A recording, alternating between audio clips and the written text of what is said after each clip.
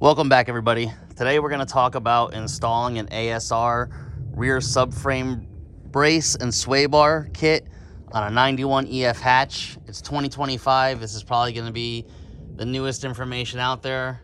Watched several videos from several different channels.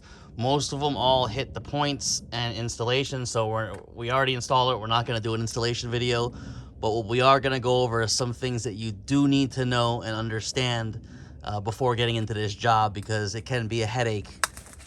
All right, if we go underneath here, you can see that we have an upgraded exhaust here, which is much bigger than the factory. So regardless, with the factory exhaust or upgraded one, take the rear axle back piece off.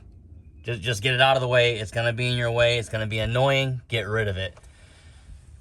If you're running stock lower controller arms with the stock threading in it, the kit provides the proper bolts for that. If you're going with some aftermarket LCAs, especially cheap ones, these ones were like 60 bucks on Amazon.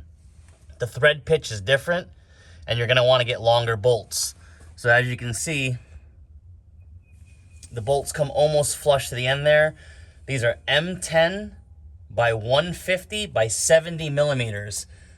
The 70 millimeters allows it to come all the way through that aftermarket control arm there. Because again, the bolt that they supply is a different thread. It's for the OEM one. And we put a washer behind that hex nut there just to protect the spherical cone there, spacer that they got. But 70 millimeters seemed to be the perfect fit. Loctite everything. Everything needs to be Loctited in here.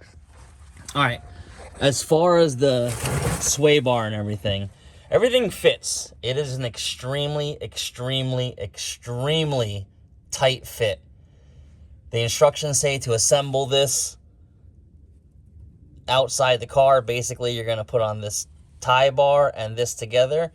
Don't do that. It is absolutely gonna be a nightmare to get on there. At least for us it was. So what we did was we left this bar off, because you're gonna have enough room to get back there with a wrench. You got more than enough room to get back there. As you can see, it's really, really close. So what we did was we assembled the sway bar onto these brackets here and then put it up into the car.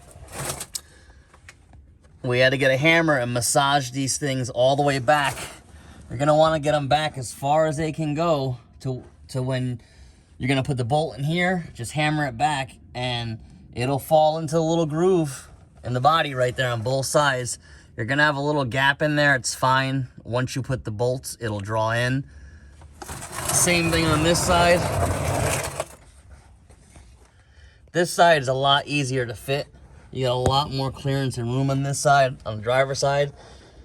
So over here, when you drill, you can get in there with a regular drill. We used a right angle drill to get in here and it worked perfect. This side is extremely, extremely tight, and you will have to have some type of a right angle drill, or you're gonna go in kind of crooked when you drill through there. As far as the sway bar, why we say to mount it prior to putting it up, there's no way you're gonna get a socket in here. There's no room. Can't even get your finger back there. We actually use smaller bolts here as well, because we couldn't find the bolts for this in the kit. Not sure why, if that was a fluke or whatnot, but we just ran to the hardware store and got smaller ones. Even the smaller head bolts, these being 10 millimeters, you cannot get a 10 millimeter socket in there. It is impossible. The space in there is so tiny. A lot of YouTube channels show just beating this part up. I didn't want to do that, so we just assembled the sway bar off the car and then put it on as one unit essentially without this, and then we put this on last. Other than that, the rest of the hardware fit fine. Like I said, it was a tight fit. If you have an aftermarket exhaust, it is going to be super close, so you're going to need to adjust your hangers so you don't bang on that bolt right there. And then after that, you want to just adjust them to where it's 90 degrees, everything looks good. No issues after that. It's riding great. And again, Loctite everything. You're gonna wanna torque all this down. Basically, when the wheel's on, we assembled everything loose here on the control arm. We just sat the car back down and went in here and torqued all this to 40. And that's it, you leave it alone. Everything else is tightened down. Those screws are all tightened down. Just follow the rest of the torque specs and you'll be good. The main thing is 70 millimeter, M10 by 150 is for these cheap aftermarket arms.